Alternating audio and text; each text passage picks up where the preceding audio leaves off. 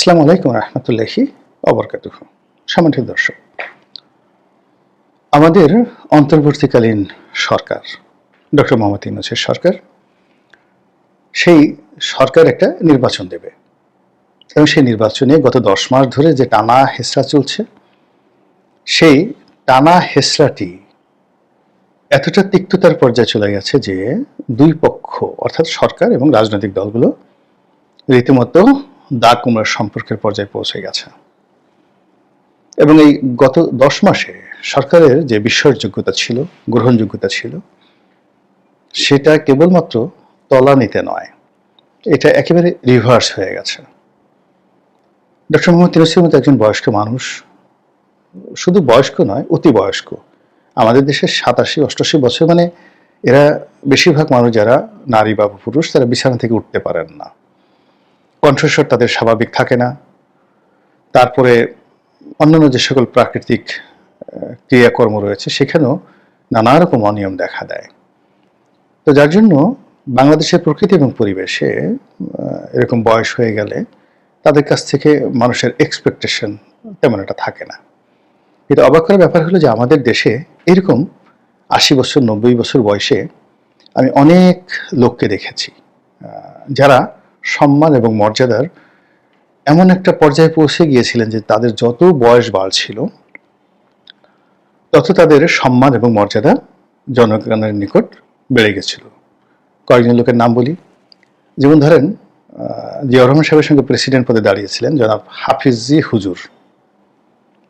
তো হাফিজি হুজুর শেষ বয়সে তাকে বলতে গেলে হুইল চেয়ারে করে নেওয়া হতো, কিন্তু তার চেহারার মধ্যে যে উজ্জ্বলতা ছিল, তার কণ্ঠে যে লালিত্য ছিল, গাম্ভীর্য ছিল, এবং তাকে কেন্দ্র করে সারা মানুষের, দেশের বাংলার মানুষের যে ভক্তি, শ্রদ্ধা এবং আবেগ ছিল, ওটা এই ইহজন্মে খুব কম মানুষের ভাগ্যেই ঘটে।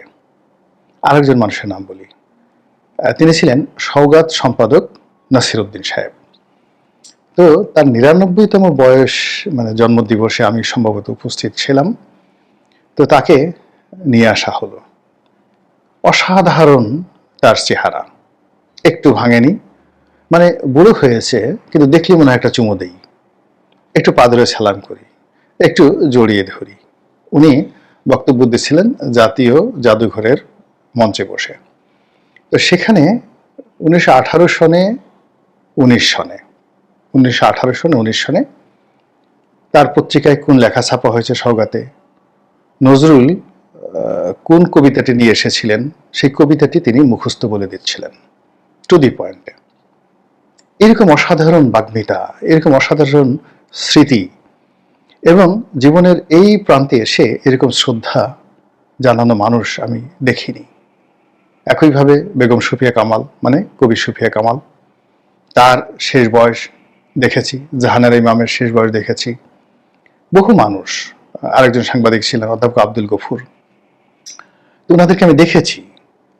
একজন দার্শনিক ছিলেন দেওয়ান মোহাম্মদ আজরফ, বিখ্যাত দার্শনিক। বার্ধক্য তাদেরকে মহিমান্বিত করেছিল, বার্ধক্য তাদেরকে বিশ্বাসযোগ্য করেছিল, তারা যা বলতেন ওটাই মানুষ বিশ্বাস করত। তো সেই দিক থেকে ডক্টর মোহাম্মদ ইউনূসের জীবনের এই যে ক্ষণটি, লগনটি, এটি তার সারা জীবনের অর্জনকে ঠিক সেই নাসিরউদ্দিন সাহেবের মতো সওগাত সম্পাদক, কিংবা যাকে বলা হয় হাফিজি হুজুর সাহেবের মতো, অ্যাটলিস্ট আল্লামা আহমেদ শফির মতো মহিমান্বিত করতে পারত। কিন্তু এই বয়সে তাকে নিয়ে যে সকল কথাবার্তা হচ্ছে, লোকজন বলছেন তিনি অসত্য বলেন, তারপর তিনি এতটি কথার মধ্যে এতটি তার অসত্য, এই সমস্ত কথা শুনতেও ঘৃণা লাগে, লজ্জা লাগে। মানুষ কেন এরকম হবে? এবং এটা নিয়ে আমি এক হুজুরের একটা বয়ান শুনেছিলাম, বিখ্যাত একজন হুজুর, তিনি তার ওয়াজে বলেছিলেন তিনিও এরকম বয়স্ক মানুষ ছিলেন এবং শেষ বয়সে সম্মান এবং মর্যাদার অনেক উচ্চ মাকামে আল্লাহ তাকে নিয়ে নিয়েছিলেন। তো তার নাম ছিলেন, তিনি ছিলেন মাওলানা ডক্টর আব্দুল জলিল। তো তিনি ইসলামিক ফাউন্ডেশনের পরিচালক ছিলেন, ঢাকা বিশ্ববিদ্যালয়ে ইতিহাস থেকে তিনি মাস্টার্স করেছেন, কোরআনে হাফেজ ছিলেন, তারপরে একটা মাদ্রাসার প্রিন্সিপাল ছিলেন, এরকম মানে মসজিদের খতিব, এবং বাংলাদেশে আহলে সুন্নাত ওয়াল জামাত যে আন্দোলনটি, এই আন্দোলনের তিনি প্রাণপুরুষ ছিলেন। এত পণ্ডিত ব্যক্তি, এত জানা ব্যক্তি আমি দেখিনি আমার জীবনে, এখন পর্যন্ত আমি দেখিনি। এবং তার সঙ্গে সঙ্গে তার বেলায়েত ছিল, তার মারিফত ছিল। সেই মারিফত জিনিসটা যারা কাছাকাছি গেছেন আমাদের এই সমাজে, এখন আমি ওরকম মারিফতওয়ালা লোক একজনকে দেখছি না ইসলামী অঙ্গনে, যেটা মাওলানা আব্দুল জলিল সাহেবের ছিল, যেটা হাফিজ হুজুর সাহেবের ছিল, সেটা মাওলানা শামসুল হুদা পাঁচবাগী সাহেবের ছিল, জাতীয় মসজিদের খতিব ওবায়দুল্লাহ সাহেবের ছিল। মানে মানে ওনাদের ইলমে শরীয়ত এবং ইলমে মারফত এই দুটো একসঙ্গে ছিল। যখন একটা মানুষের ভিতরে মারেফত এসে যায়, তখন তার চেহারার মধ্যে এক ধরনের লাবণ্য আপনি দেখতে পাবেন। তার সামনে যাওয়ার সঙ্গে সঙ্গে আপনার মাথা নত হয়ে যাবে, তার কথা শোনার সঙ্গে সঙ্গে আপনি মন্ত্রমুগ্ধ হয়ে তার কথা শুনবেন, এরকম একটা অবস্থা। তো ওই মাওলানা আব্দুল জলিল সাহেব, তার মুখে শোনা, সেটিকে হাদিসের বয়ান না কোরআনের কোন আয়াতের তাফসীর আমার ঠিক মনে নেই, বক্তব্যটা হলো যে আল্লাহ রাব্বুল আলামিন বলেন যে তার কোনো বান্দা যদি বৃদ্ধ হয়ে যায়, যার চুল এবং দাড়ি পেকে যায়, তো এই মানুষকে, এই ধরনের বৃদ্ধ বান্দাকে তার শাস্তি দিতে ভীষণ রকম লজ্জা হয়। মানে এখন এই যে কথাটা আমার মানে হৃদয়ের মধ্যে যে কিভাবে তোলপাড় করছে, আমি যদি এগুলো বলতে যাই আপনারা হয়তো অনেক সেদিন নিতে পারবেন না।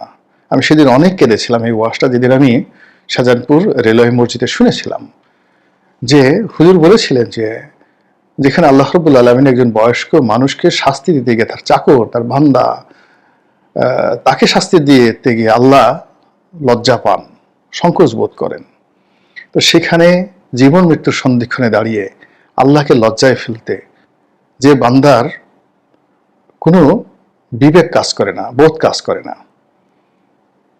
তার প্রতি সারা দুনিয়ার সৃষ্টিকুলে লানত পড়তে থাকে। এটা আমি বললাম। যে মানুষ পাকা চুল, পাকা দাড়ি নিয়ে চুরি করে, বদমাইশি করে, তারপরে সে মানুষের হক নষ্ট করে এবং জীবনের শেষ দিন পর্যন্ত তিনি বা তারা সেই ফেরাউনের মতো, হামানের মতো, কারুনের মতো আচরণ করে, তাদের ব্যাপারে আল্লাহর ফয়সালা যে কি হয় এই জমিনে ঢের ঢের উদাহরণ রয়েছে। তো সেই দিক থেকে আপনি চিন্তা করেন যে ডক্টর মোহাম্মদ ইউনূস, আল্লাহ রাব্বুল আলামিন তার এই জীবনের শেষ প্রান্তে এসে তাকে যে নিয়ামত দিয়েছিলেন রাষ্ট্র ক্ষমতা, এর চেয়ে বড় নিয়ামত হয় না। এই রাষ্ট্র ক্ষমতার এটি তিনি উত্তম শাসক, উত্তম বিচারক, যেটা স্বয়ং আল্লাহ রাব্বুল আলামিনের জাত এবং সিফাতের সঙ্গে সংযুক্ত। এবং একজন উত্তম শাসক এবং উত্তম বিচারকের প্রথম পুরস্কার হলো কিয়ামতের ময়দানে আল্লাহ রাব্বুল আলামিনের যে আরশ সিংহাসন, সেই সিংহাসনের ছায়ার নিচে তারা বসবাস করবে, ডাইরেক্ট জান্নাতি, আর কিছু দরকার নাই। তো ফলে এই যে সময়টি তিনি যদি ব্যবহার করতে পারতেন, তাহলে তার সারা জীবনের যত কর্ম, এই সব কর্ম এটা বিপরীত হয়ে যেত, মন্দ কর্মগুলো সব ভালো হয়ে যেত। কিন্তু আফসোস যে আজকের এই পর্যায়ে এসে তাকে নিয়ে আমরা যে আলোচনা করছি, যে কথা বলছি, সেই কথাগুলো কোনো অবশ্যই ভালো কথা নয়। প্রসঙ্গে আসি, প্রসঙ্গ খুব ছোট। সেটা হলো যে সেই তিনি গত 10 মাস ধরে টানছেন নির্বাচন ডিসেম্বরে হতে পারে, 2024-25 সনের, অথবা 2026 সনের জুনে হতে পারে। তো এটা আসলে এরকম একজন বয়স্ক মানুষের কাছ থেকে এই জিনিসগুলো হয় না। এই কথার মধ্যে একটা ছলচাতুরি রয়েছে। তারপরে আবার বিভিন্ন প্রেশারের কারণে, চাপের কারণে, অবস্থার কারণে তিনি হঠাৎ জাতির উদ্দেশ্যে ভাষণ দিয়ে বললেন যে এপ্রিল মাসের প্রথম অর্ধেক সময়, মানে 15 তারিখের মধ্যে নির্বাচন হবে। লোকজন কেউ বিশ্বাস করেনি, বাংলাদেশ সেটা ছাগলও বিশ্বাস করেনি, পাগলও বিশ্বাস করেনি। আর যাদের জবান আছে তারা সবাই বলছে যে এই ভদ্রলোক আমাদেরকে এপ্রিল ফুল বানাতে চাচ্ছে। এপ্রিল মাসের 1 তারিখে মানুষদেরকে বোকা বানানোর জন্য একটা প্রতিযোগিতা সারা দুনিয়াতে খুবই জনপ্রিয়, কিন্তু এটি খ্রিস্টানদের নিকট যাকে বলা হয় উপহাসের দিন, কিন্তু সারা দুনিয়ার মুসলমানদের জন্য এটি যাকে বলা হয় একটা হৃদয় বিদারক ঘটনা। তো এপ্রিল ফুলটা ছিল এরকম যে স্পেন মুসলমানরা প্রায় 700 বছর পুরো স্পেন শাসন করেছে। স্পেনের সঙ্গে সঙ্গে ইটালি এবং ফ্রান্সের একটা অংশ মুসলমানদের শাসনে ছিল।